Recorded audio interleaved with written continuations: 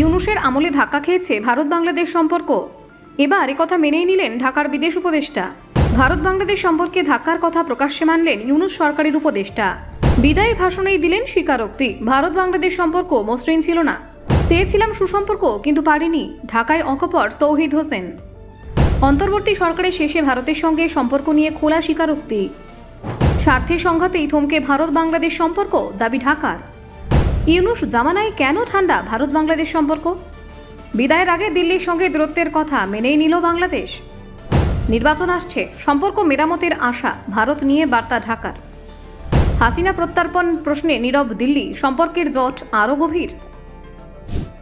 দেখুন, মোহাম্মদ ইউনূসের নেতৃত্বাধীন বাংলাদেশের অন্তর্বর্তী সরকারের আমলে ভারত বাংলাদেশ সম্পর্ক যে প্রত্যাশিত মাত্রায় এগোতে পারেনি তা প্রকাশ্যে স্বীকার করলেন বিদেশ মন্ত্রকের উপদেষ্টা তৌহিদ হোসেন। ঢাকায় অন্তর্বর্তী সরকারের বিদায়ী ভাষণে তিনি স্পষ্ট জানান, দুই প্রতিবেশী দেশের সম্পর্কে এই সময় একাধিক ধাক্কার মুখে পড়েছে। বিদায়ী ভাষণে ভারতের প্রসঙ্গ টেনে তৌহিদ বলেন, ভারত বাংলাদেশ সম্পর্ক সবসময় অত্যন্ত গুরুত্বপূর্ণ ছিল এবং ভবিষ্যতেও থাকবে। অন্তর্বর্তী সরকার দায়িত্ব নেওয়ার পর থেকে ভারতের সঙ্গে সুসম্পর্ক বজায় রাখার চেষ্টা করা হয়েছিল বলে জানান তিনি। তবে নানান বাস্তব কারণে সেই চেষ্টা পুরোপুরি সফল হয়নি।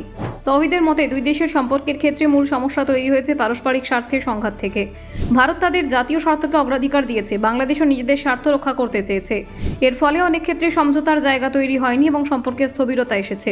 তিনি স্পষ্ট করে বলেন, এই পরিস্থিতির জন্য কাউকে এককভাবে দোষারোপ করা ঠিক হবে না। কূটনৈতিক সম্পর্কে স্বার্থের ভিন্নতা থাকতেই পারে, কিন্তু সেই ভিন্নতাই কখনো কখনো সম্পর্কে নেতিবাচক প্রভাব ফেলে। অন্তর্বর্তী সরকারের সময়কালে ভারত বাংলাদেশ সম্পর্ক সেই বাস্তবতার মুখোমুখি হয়েছে। বাংলাদেশে অন্তর্বর্তী সরকারের মেয়াদ শেষের পথে, আগামী 12ই ফেব্রুয়ারি সাধারণ নির্বাচন অনুষ্ঠিত হওয়ার কথা। এই নির্বাচনের পর নতুন সরকার দায়িত্ব নেবে এবং সেখান থেকে নতুন করে দ্বিপাক্ষিক সম্পর্কের দিশা নির্ধারিত হবে বলে মনে করছেন তৌহিদ। বিদায়ী মত বিনিময় সভায় তিনি আশাবাদ ব্যক্ত করেন, বাংলাদেশের জনগণ যে সরকারকে নির্বাচিত করবে তারা ভারতের সঙ্গে সম্পর্ক মেরামত করার উদ্যোগ নেবে। তার মতে দীর্ঘমেয়াদে ভারতের সঙ্গে মসৃণ ও স্থিতিশীল সম্পর্ক বাংলাদেশের স্বার্থেই প্রয়োজন।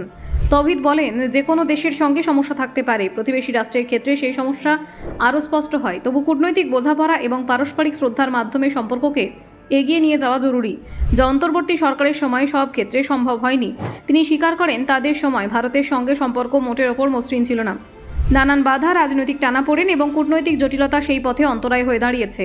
এই সত্য অস্বীকার করার কোনো কারণ নেই বলেও জানান তিনি। এই সম্পর্কে টানাপোড়েনে একটি বড় কারণ হিসেবে উঠে এসেছে শেখ হাসিনার প্রসঙ্গ। 2024 সালে 5ই অগস্ট গণ অভ্যুত্থানের চাপে প্রধানমন্ত্রীর পদ থেকে ইস্তফা দিয়ে তিনি ভারতে চলে যান। তারপর থেকে তার প্রত্যার্পণ চেয়ে নয়াদিল্লিকে একাধিক চিঠি পাঠিয়েছে ঢাকা। ভারত এখন সেই চিঠিগুলির কোনো আনুষ্ঠানিক জবাব দেয়নি। ফলে এই বিষয়টি ভারত বাংলাদেশ সম্পর্কের ক্ষেত্রে একটি সংবেদনশীল এবং জটিল ইস্যু হয়ে দাঁড়িয়েছে।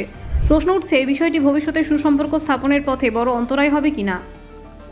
এই প্রশ্নের উত্তরে তৌহিদ বলেন, বিষয়টি নিয়ে অতিরিক্ত নেতিবাচক ভাবার প্রয়োজন নেই। তার মতে কূটনীতিতে ধৈর্য এবং ইতিবাচক মনোভাব অত্যন্ত গুরুত্বপূর্ণ। ব্যুরো রিপোর্ট, অজানার দেশে।